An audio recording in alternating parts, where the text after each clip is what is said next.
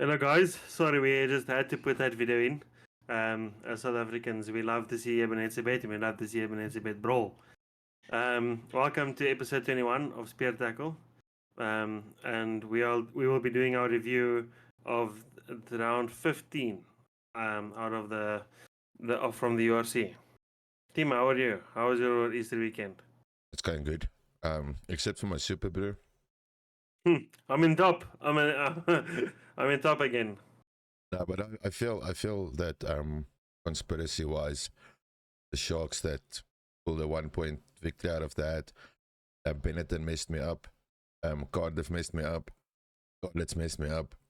Yeah, there's a lot of teams that that surprised me a bit.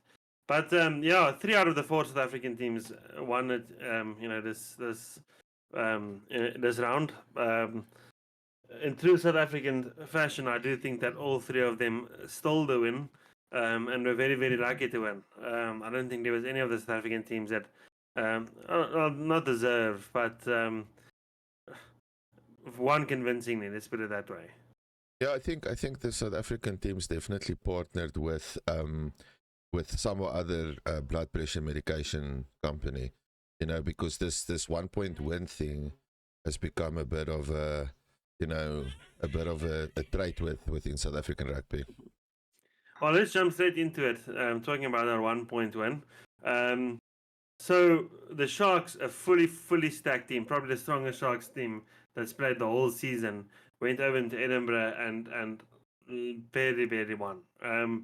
So it is disappointing. I think that team on paper against a team like Edinburgh, I'm not saying they're a bad team, but they're far from the best team.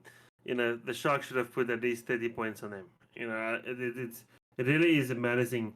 But anyways, we had our star-studded Ebenezer Bet who is back. And I think he had a monster game. He really did play well, very physical. And I feel like he had a lot of testosterone because of the 4 months that he couldn't play rugby, that he sort of blew off in this game. Him and I can't remember the name of that number 4 from Edinburgh. Had a bit of a scrap. Actually had a few scraps in the game. Not as excessive as that. But except for that, he really did have a good game. If you look at the stats, I think he had 14 tackles. He didn't miss anything. No handling errors. Obviously, he conceded 1 penalty and the yellow card. But he really did have a very good game. I think it was a hard game, going over to Edinburgh, playing away, also having a lot of guys return from injury. I think they did what they needed to do. They got the job done. Was it pretty? No. But a win is a win at the moment, and it's kept them in 4th position, and they are now 8 points clear of 5th place Benetton. So I definitely think that the top 4 has kind of, for me, have kind of cemented their place there. I don't see a lot of the lower teams surpassing them before the end of the competition. So I think Leinster will probably finish in 1st place. Glasgow, the Bulls and the Sharks, that order might shift a bit, but I don't think anybody will surpass those 4 teams at the top of the log at the moment. I don't see the Sharks going very far though. Like, I think they'll make it to the top 4 knockout stages, but the way they are playing is like they're barely holding on. They almost lost to Zebra at home. They did lose their C team, Leinster's team at home. Fine, it was without Ebenezer Bet and without Apelele Fassi. But it's disappointing being a Shark fan sometimes. I just feel like they should be playing a lot better than they are. And the attack was the defense was good. Look, the Sharks' defense, in my opinion, was very good. They had 2 held up tries. They had Ethan Hooker, who went over and held up a try for Edinburgh. Brilliant. Look on your arm, who I think looked very good. He had that little ankle tap, also try-saving ankle tap tackle. He also scored the first try. The first try, well, he didn't. He made the breakthrough, pass to Apelele Fassi and Apelele ran over. But yeah, the attack was very, very flat. I mean, I remember not too long ago, when the Sharks smashed Glasgow at home and Munster at home, I used to think, the Sharks must have probably one of the best attacking, style of play in the URC, but it was really not very good. Apelele Fassi was very cold for me. He also came off of a long injury. And he made so many silly mistakes.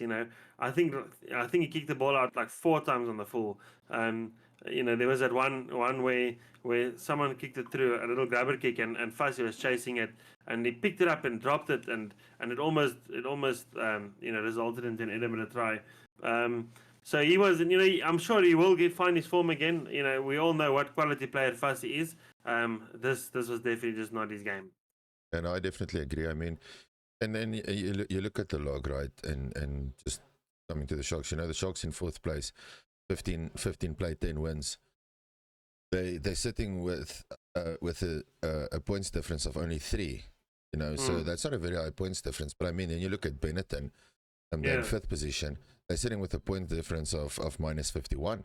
And just going down on the log, you look at the Scarlets in 9th position. They're in a plus 28 points difference. So this competition has definitely been an interesting one to watch. You look at, for example, the top 3 teams are the only teams that are truly in a century territory. I mean, Leinster with over 200 and Glasgow and the Bulls each over 100 points. In points difference, so for the Sharks to be up there, based on what you've said, star-studded side, have had their bad luck of injuries, much like the Stormers and stuff. But I think to keep that 4th position and be 8 points clear of 5th position, that's 2 losses that they have, that they have in the bank. I just think that we can say the Sharks play badly, but they're still in 4th. Yeah, they are. But it's like I don't know if it's like waking up the next morning and you see a card in a tree, and you think to yourself, how the fuck did that get there? And that's how I feel about the Sharks in 4th position.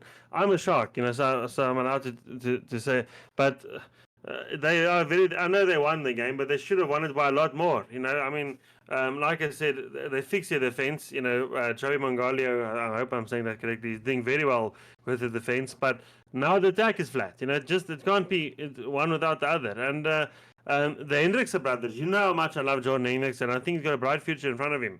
He really didn't look that good. Jalen Hendrikse was good on defense. Made a pretty small body on the line a few times, but also, it's just not much except for that. Very disappointed in Hendrikse. I always have this argument that Hendrikse is much better than Sia Masuku, but then games like this, make me doubt myself, because Masuku came on. He had that massive, beautiful pass to Mapimpi, and Mapimpi, scored, I think, in the 80th minute. There was a try that won him the game. So I don't know. Good players have bad games, and I think there's a lot of good players that didn't have the best games. Players that did have a good game was Ethan Hooker, that we've mentioned already. Andre Esterhuizen, who was a fucking beast. There was that I think his Cherry was coming on the hooker, the Edinburgh hooker, carrying the ball, going straight for the cross the line, and Andre Esterhuizen just holds it up. I think there was 3 Edinburgh players on that, and Esterhuizen, the strength that guy has. I'm calling it now. I love Damien de Linde. I do. Give my boy Andre a shot. Until the next World Cup, just give him a shot. I know he's also not a spring chicken. I think he's 31 years old now, but he's playing the rugby of his life. And there's so many players that you look in this team that you think they deserve to be in better teams, and Andre Esterhuizen is one of them. We always beg our players to come back home, and then they come back home, and then they play for teams, and it's no fault of the players, I think there's a bigger picture in it, and they play in teams that are performing this way. Lukanya Arm looks very good. I'm sure I've mentioned him already. He looked very, very good. But yeah, I don't know. I feel like the Sharks, they need to do something, and they need to do it very, very quickly. The playoffs are literally around the corner. Yeah, no, I definitely agree.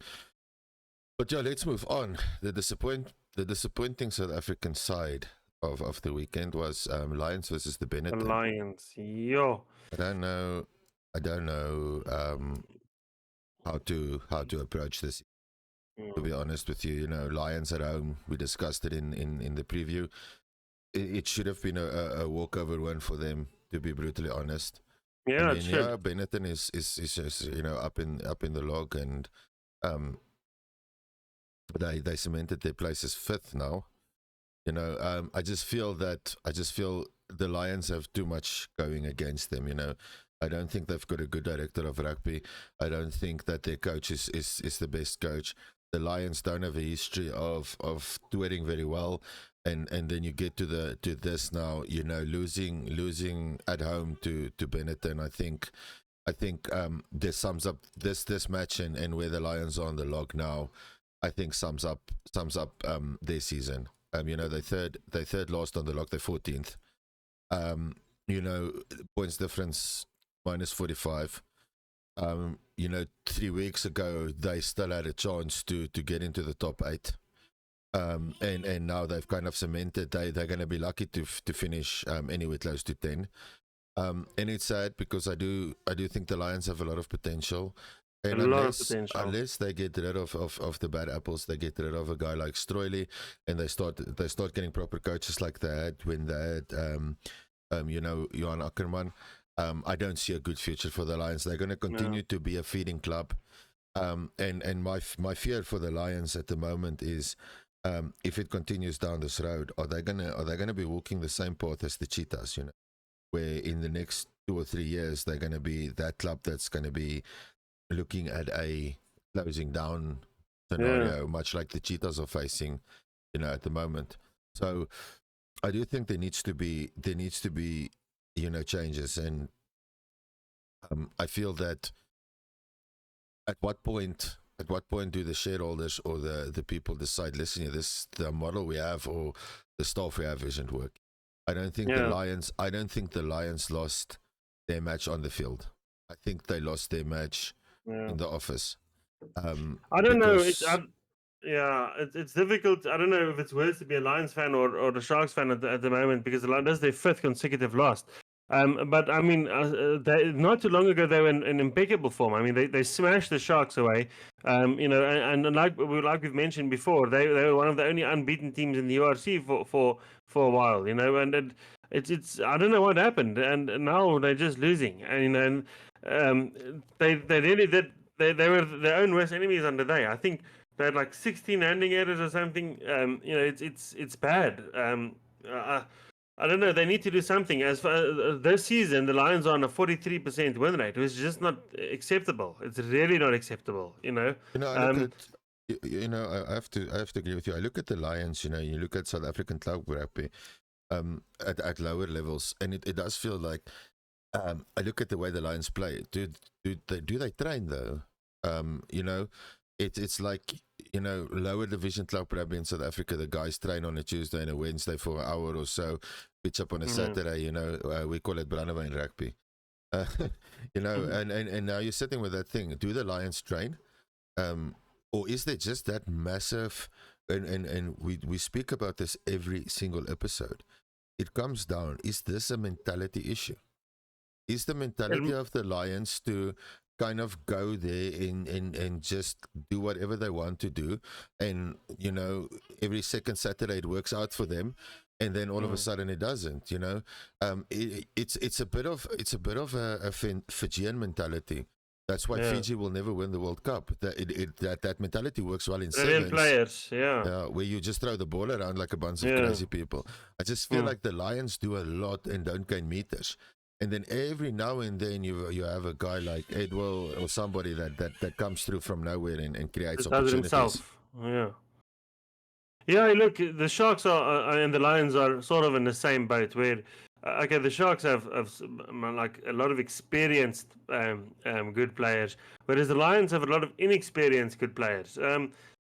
Well, not totally inexperienced. A lot of them have been capped now. But I mean, there's players there that are very young and very, very good, like a Quayne Horn, Edel van der Merwe, Morey van der Berg, Frankie Horn, Ruan Venter, JC Pretorius, and the list goes on. And Tlabakanye, they do have the manpower. It's just for some reason, they're just shooting blanks, and I just don't know what it is. Is it a coaching problem? I think it is. Is it a CEO problem, like you're saying? Possibly, but yeah, I mean, I was looking at the game for a bit, and I just couldn't do it anymore. There was this, at one stage, I think the Lions had 9 phases. Yeah, 9 phases, and they gained like 2 meters. In 9 phases, you gain 2 meters. I mean, no, I just don't get it. So, yeah, I think let's move on to more positive rugby. Stormers versus Connacht. with this game, something we've been arguing about for a while in who should take the number 10 jersey between Hendrikse and Sasha. And we've been split in that. I've been picking the guy from your team, and you've been picking the guy from my team. But then this weekend, I don't know. I just feel that Sasha was, like you mentioned before the show, next good. Level. So I had a few friends over for Bry. When after Benetton scored their third unanswered try against Lions, they decided, fuck this, I want to go and Bry. And we were having a bit of an argument as well onto who, and you and I have had this argument many times before on who's going to be the next Springbok fly off, and I've always backed Sasha, and my wife and one of my friends were arguing with me and saying Mani Lebok and Andre Pollard is still okay, and then Sasha came on and put a performance like that. He scored a hat-trick against Connacht. The Stormers' attack looked brilliant. They really did. They looked so good with ball in hand, and they've got the players to play like that. Unfortunately, they do have a bit of an issue with defense. I think their defense was optional, at best. I mean, they were very, very lucky to win this game. Connacht scored a try in the 80th minute, and then they went back and checked, and there was obstruction, and they chalked off the try. But yeah, other than that, I do think that some of these Stormers players played very, very well. There's you mentioned his name. Yes, I forget his name now. The new lighty man, Jerry Chicklin is very good, but it's not him. De Villiers. How good did he look? How good did he look? So the Stormers really have a lot of good players, and I think that they can be the dark horse. They might be able to take this URC. I know it is sort of Leinster's URC, and we're just playing in it at the moment. But Stormers might be a dark horse if they just need to fix a few things. The attack is there. The physicality is there. I mean, they were beasts in the scrums, and they are missing 2 of their tighthead props. One for injury and one for not digging a hole while tackling from underground. But the Stormers. I think if the Stormers can get the defense sorted out now and maintain, this energy and attack, they'll be unstoppable. Yeah, I think again, I'm gonna go coach bashing here. I mean, I feel that one weekend our defense is so good and we're so flat on attack, and then the next weekend we attack everything, and then we can't tackle. I really feel, I'm looking at the South African franchises. The Bulls are doing well with Jake White. Their performances are pretty consistent. Yes, they've lost 4 games, points difference of 110 plus. Then I look at the Sharks. Coaching problem. I'm looking at the Stormers, coaching problem. I'm looking at the Lions, coaching and probably director of rugby at the Lions problem. I mean, we're complaining with a white bread under the arm. I'm looking at this. You look at the top 8. Let's say this was the final round. We have 3 South African teams going into the playoffs, where Ireland have 2. Okay? Yeah. There's one Welsh team. There's one Italian team, and there's one Scottish team. I mean, we're probably complaining with a white bread, under the arm when it comes to our rugby at the moment. But it is purely because of passion. Do I think the Stormers probably has one of the, on form and without injuries, probably one of the most lethal, backlines in world rugby? Yes, I do. And I think it showed this weekend. Sasha at the helm, controlling that match from 10, scoring a hat trick. You can't miss that. And obviously, Rassi saw that long ago already. Hence why Sasha was, picked ahead of Jordan. So yeah, for me it's a good weekend. My team won against Connacht. Probably not the best opposition at the moment. I mean, they're down in 12th now. But they had a few good players, There's that one red-headed guy. I forget his name, man. Shane Jennings. He was playing on the wing. He looked so good. He scored 2 tries. I think he's actually a center. He's built like a center or like inside center, tall, big guy. But yes, he played very, very good. When he had the ball, you started shitting yourself. So it's not. Connacht also looked very good. To me, it was a very, very good display of 2 teams with good attack. But then also 2 teams with bad defense. But yeah, I think I'll stick to my point. I think the Stormers can do this. They just need to figure out, what to do on defense. Yeah, no, for sure. Okay, moving on. Next game we've got Ospreys versus Cardiff. And we all missed the pot on this one because we all went Ospreys, and we seem to forget. Cardiff is in 6th position. They tied with Benetton in 6th position, and they've only won 7 matches. Compared to Benetton's 8. So when Cardiff does pitch up to play some rugby, they definitely seem to be scoring the points. But when they lose well as well. I didn't watch the game. We discussed the Welsh derbies, that was happening at the Principality. And I think it was a good weekend for Welsh rugby. I did watch the highlights of both those matches, Cardiff and Ospreys and the Dragons versus the Scarlets. It was entertaining matches. Both of these matches at decent scores. Both of these matches went over 50 points in total. So, you can't have more than that. So well done to the Welsh teams. Well done to Cardiff. I think they kind of also probably the only Welsh team that I would probably see as having a chance at the top 8 spot. The Scarlets are 9th. But they've got Ulster breathing down their neck. They've got Edinburgh breathing down their neck. They've got Connacht breathing down their neck, and then they still also need to surpass the Stormers, Munster, Cardiff, Benetton, so it does become a bit of a tall order for them. So well done to Scarlets. It was a result I didn't expect, and that's what I have to say about that. I think looking at the highlights, I probably should have watched especially this match because it was entertaining based on the highlights. It seemed like it was open flowing play. And another thing, we discussed the Welsh rugby being on a downward spiral. I'm looking at Cardiff. I think being in the URC, currently being in 6th position, so they've kind of almost like sitting a bit comfortable in a corner. Yeah, and I mean it's for me it's positive for Welsh rugby. Having they've got the potential to have 2 teams in the top 8. When it comes to playoffs, I mean, we look at it from 5th position to 10th position or 11th position on the log. I think there's like only a 4 points difference. So there's a lot that can still change.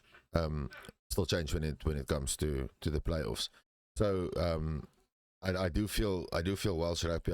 I do feel this competition is good for them a lot. I feel playing the best of the Irish clubs, playing the best of the Scottish clubs, obviously playing the best of the South African clubs. World champion sides. I think it will only make them better, and we want Welsh rugby to be back in as a tier 1 nation in the top 10 and stuff, and I think this competition is definitely 100%. up there helping them. 100%. Next one, the Bulls and Munster. So this was a boring game for me to watch. I did watch it for a bit. I actually enjoyed it, but one thing I can say is that if I ever have to see another uncontested scrum again, I'll probably shoot myself because it is the cringiest thing to look at. It's like I don't know. I'm not 100% sure what. I know the two props the two hookers got injured very early in the game and they couldn't scrum anymore.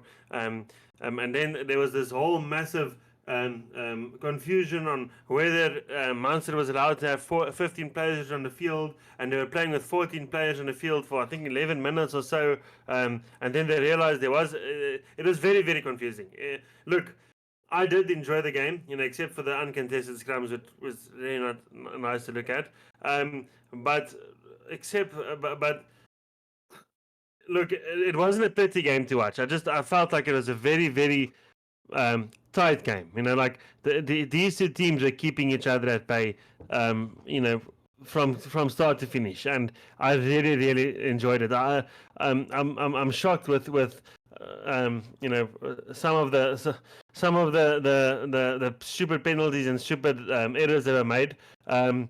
But yeah, it really was a good. I enjoyed it. I really did enjoy watching it. Marcel Coetzee looked very, very good for me. Johan Goosen, actually, I know he gets a lot of flack all the time. I think he looked very good. Takir Abrams, one of the old Sharks boys who's really making a name for himself. Jack Crowley, him and Johan Goosen, got into a bit of a fight. But yeah, I don't know. Honestly, I thought that was actually a very entertaining game for me to watch. Yeah, look, I watched a lot of the Bulls game, but it was really for me a game that it just never seemed like it got going. The one person that I would probably give credit to, and I know I've been ranting about him quite a lot, is Sebastian de Klerk. Played on the opposite side, so out of his position, and for me, he looked really good. I hope Rassie does see this, and that he does potentially get that opportunity to maybe play in one or two box games with the incoming tours that we've got, and maybe make a name for himself. The Bulls did pull a rabbit out of the hat here as well. I feel much like the Sharks. So it wasn't like a dominated Bulls performance. I mean, I went the Bulls with 19. Yeah, you went Bulls with 7, so you were close. I think the Bulls got the job done. Away game, coming back with 4 points. I think you can't really ask for more than that. I mean, they're lying in third position with 54 points, so they're 5 points ahead of the Sharks. You mean just looking at that, they're getting the job done. They're staying in contention with second place, Glasgow. They're only 4 points behind Glasgow. So I do feel that they've kind of cemented their top 8 position. I think they're gonna push for that. They're gonna push for that second place to ensure probably a home semi, home quarter, and then hopefully Leinster loses to somebody, then they'll probably get a home final as well. If they pass. The one thing that I can say about this competition in total is that this competition is definitely it's not going to be over till the final round. We're gonna, there's only 3 rounds left. Okay, and we're still going to see a lot of changes on that log. It's that nothing in that thing is cemented in stone. Probably the only thing cemented in stone is Leicester. That's probably going to be close to about almost close to 90 points by the time this competition is over. And that's impressive. I mean, they've literally been unbeaten except for that one match where they lost against the Bulls at Loftus. And I mean, you look at them in the other competitions as well. So I think the Bulls have a lot to play for. They're probably the team that we are relying on at the moment to carry the South African flag to the finals. And hopefully they can at least pull it through. But at the moment, I feel we should be in a good position. We've got 3 teams in the top 8, which means, you're looking at when it goes into the quarterfinals or the playoffs now, which is the top 8. Our teams are featuring in 3 of the 4 games. So I think we should take that as a win. And move on from the Bulls. The Bulls have Glasgow up next. Number 2 and 3 will be playing each other. That will be the Bulls' 4th week on the road. That's why I was surprised when they said that the Bulls are the favorite. I don't know if they really were the favorite or not. It's just something I heard. Because to me, I mean, the Bulls have been on the road for 3 weeks, playing Munster at home, and Munster is by definitely not a shit team, they didn't play their best, and the Munster fans will be very sad to look at the stats and think how the team could have lost. But I mean, if you look at it, Munster the handling errors are quite even, 8 to 9. But Munster passed 232 times to the Bulls 76. Offloaded 5 times to the Bulls 2. Gained 397 meters to the Bulls 258. 3 clean breaks to the Bulls 1. The Bulls did tackle the house down. But yeah, and in the penalties conceded, the Bulls conceded 14 penalties to Munster 8. So I do think the Bulls are very lucky to get away with the win here. But yeah, like you said, all three the South African teams that won, were very, very lucky to win. Yeah, I think we need to look at it though from a different perspective. Away game, I think any away game, if you walk away with a victory and you get your 4 points, I think that is a win. Touring is not easy anymore, and especially for South African sides, flying all the way up to Europe, flying all the way back down. We've got long tours, being away, 5, 6, 7 matches at a time and whatnot. It does take its toll on players. But the Bulls got the result done, the Sharks got the result done. It wasn't pretty, but the results done. They got their 4 points. They're moving on, and next week we'll back them again. Moving on to the next match though, the Dragons and Scarlets one. This was the one that bit me a bit on Super Blue, because I said the Dragons are going to win by 2. I backed the underdog here, and it didn't pay off, unfortunately. But again, one of the second match of the Welsh Derby weekend, and again 31-23. We spoke much like the Ospreys Cardiff one. The Ospreys Cardiff one went above 50 points. This one again above 50 points. What a spectacle it was for the Welsh fans. The Welsh fans, I think there were 30,000 of them at the Principality Stadium. Yeah, I mean, 2 matches that went 100 points. Yeah. I mean, you'll take that any day of the week. And I mean, 100%. the Dragons didn't back down. They still scored 23 points. They scored 23 to the 31. I mean, it's not like they were just sitting there and waiting for the game to be over. They kind of fought. That's one converted try and they lose by 1 point. So I think it's very good, and I can see the progress, like I mentioned earlier, with the Welsh sides. That's just building that confidence that's growing inside the Welsh teams. And let's hope that they can sort out the coaching problem at national level.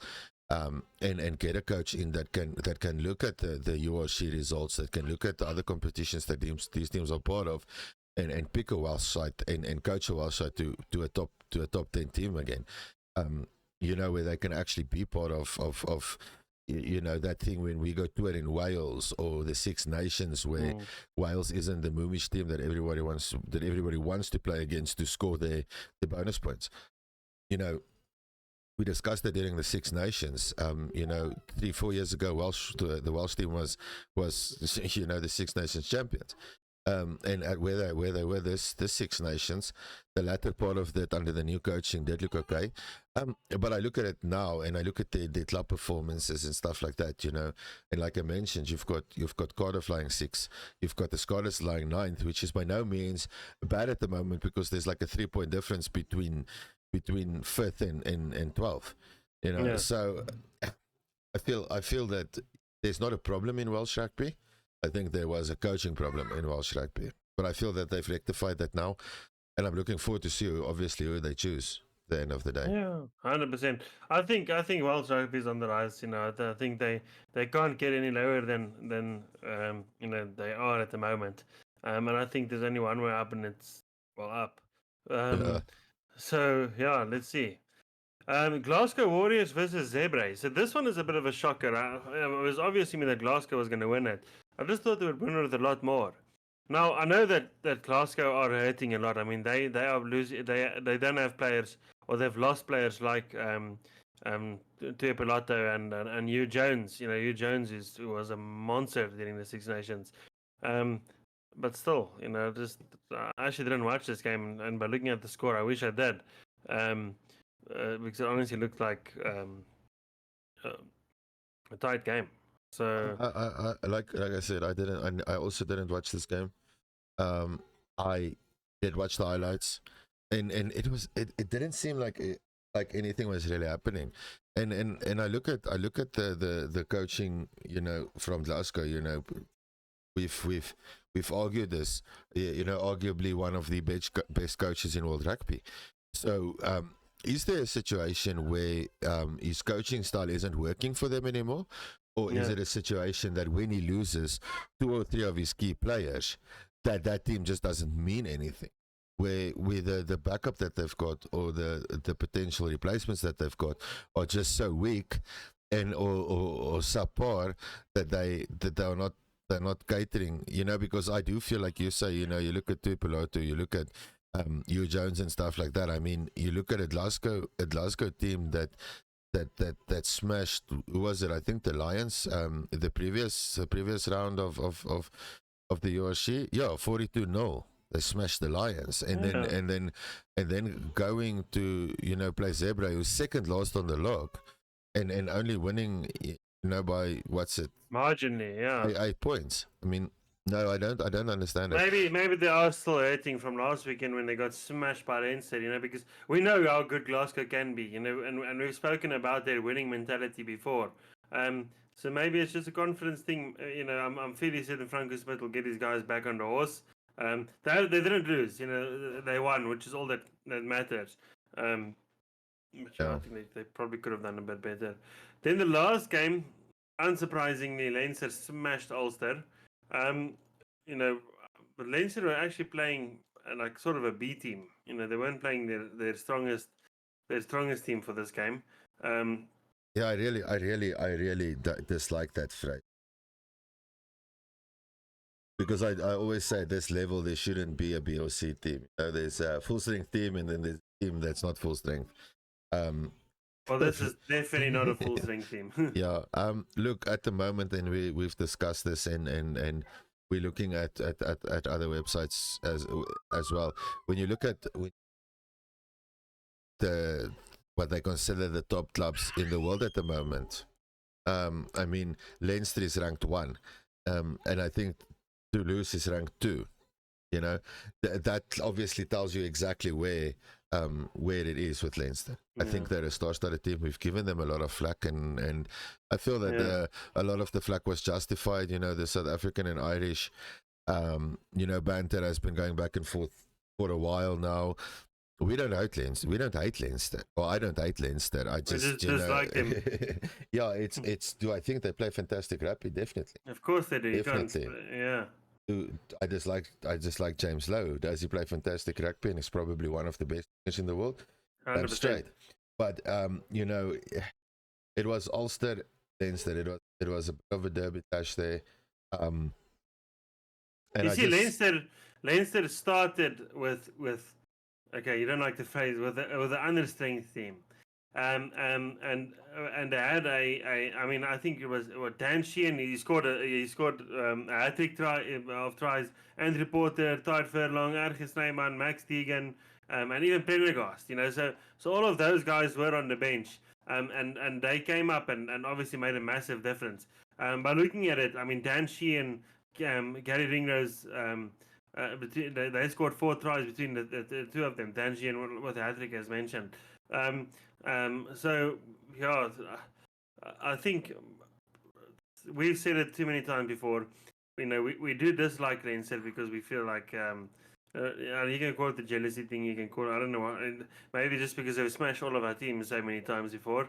But they really are a class team. They are. We always say it, and it feels like this is their competition to lose. I also think that the reality that's facing us, the chances of Leinster winning this URC is probably, I don't think it's even up for debate. And I think the thing is why we're bashing Leinster so much is because we know that one of our teams will probably be facing them. Get smashed by them in the next couple of when we hit playoffs. At the moment as things stand, my team will, the Stormers will have to go play Leinster in Ireland. Look, and the Viva, yeah, look, I think Leinster is definitely a tier above the rest. There's no two ways about it. I mean, and even the Bulls, it's probably the most informed team at the moment for South Africa, is also not quite where they should be. But Leinster are just smashing it. And it feels like they've just got for the one player that goes off, they've got a replacement that's as good or probably even a bit better. So I don't know. I just can't see Leinster losing it. I just don't see anyone beating Leinster. I don't see the Stormers beating Leinster. I think the Sharks will probably get 100 points put on them by Leinster if Leinster play a full strength team. And I can't see the Bulls beating Leinster. I don't see anyone beating them. We do know that the Irish teams, tend to fall under pressure during knockout games. I just don't think that'll be the case this time. I honestly don't. I think Leinster go all the way in the Champions Cup and in I think the URC. I'm interested to see what Leinster does. This is episodes running on 40, so I think we'll close off with this. I'm looking. For me, it is. Are Leinster going to focus all the efforts into the URC? Alongside, because they're still very, very much alive in the Champions Cup. Yeah. So I feel that are we going to see Leinster do a clean break here where they go and say, okay, listen, the URC, let's go with, we know we have the capabilities of smashing teams with a weaker side. Let's save our main guys for the Champions Cup or whatnot.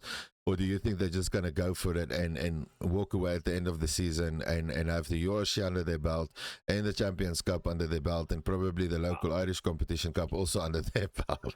I think they take both. I honestly do. And I think they've got a lot of depth. I honestly think that there's so many good players. I mean, this weekend a player like Josh van der Fleer, wasn't even playing. I don't know if he's injured or what the story is there. Caelan Doris, who wasn't even playing. And then Max Deegan. I think Max Deegan came on the second half in that position. Who was also a brilliant player. I don't see. I think Leinster can probably put out two strong teams and probably still beat most teams. I think they're going to push both, and I can't see them. I can't see a reason for them not to be able to win both. I think Leinster going to take Champions Cup and the URC. I just don't see anyone stopping them. Honestly, don't. Yeah. But I think it was a good round. I got totally smashed in Super Brew. We as South Africans, we're glad to have 3 South African sides in the top 8 at the moment. I know it's not cemented, and there's still a lot of changes that can, a lot of stuff that can change in the log. So we'll see. And Brenty, I'll see you on Thursday for our round 16 preview, which also seems to be a good weekend. Yeah, because the Sharks are still away, Bulls are still away, facing good opposition. Sharks, Ulster, Bulls, Glasgow. So we'll have a bit of a chat on that on Thursday, and then everybody should enjoy the rest of their time off on Easter weekend, and then we'll see you again on Thursday. Cool. Cheers, guys.